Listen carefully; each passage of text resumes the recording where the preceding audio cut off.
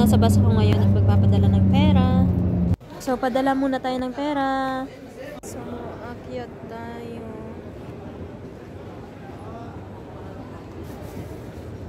So, pagkatapos ko magpadala ng pera, guys, umakyat ako dito. Dumaan ako dito sa Grand Hyper, sa taas. So, nagtingin-tingin ako ng mga damit. Maganda yung mga damit nila, guys, pero ang mamahal, guys. May 4KD, 7KD, ganyan. 7KD plus. So, mahal ang mga damit dito, guys. Kung gusto nyo bumili ng damit, mahal dito. Sa side na to. So, ito yung mga, mga pang-hijab, ganyan.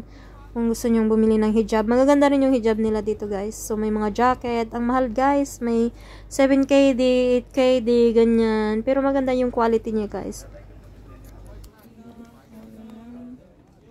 Jacket.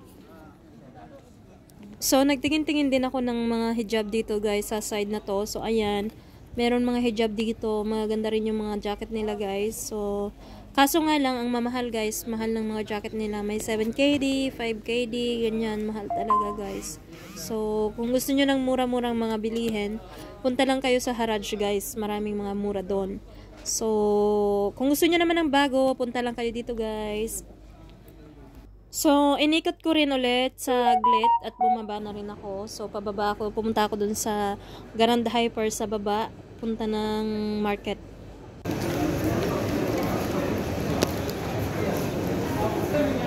Pumunta tayo sa Grand Hyper.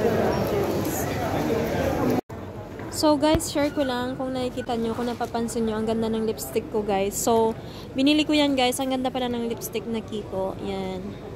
So, guys, kung makikita nyo, nandito yung side ng mga pamilihan ng foods, ng Filipino foods, like ng mga bagoong, UFC, sauce, ganyan, sinigang mix, ganyan, mamasitas.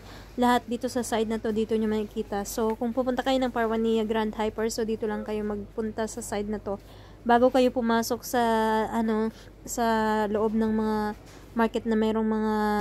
So guys, pauwi na rin ako. Sumakay na rin ako ng diretso ng taxi. So magkano yung bayad ko sa taxi? 1KD and half. So yan, diretso na ako ng house niyan. So let's go home.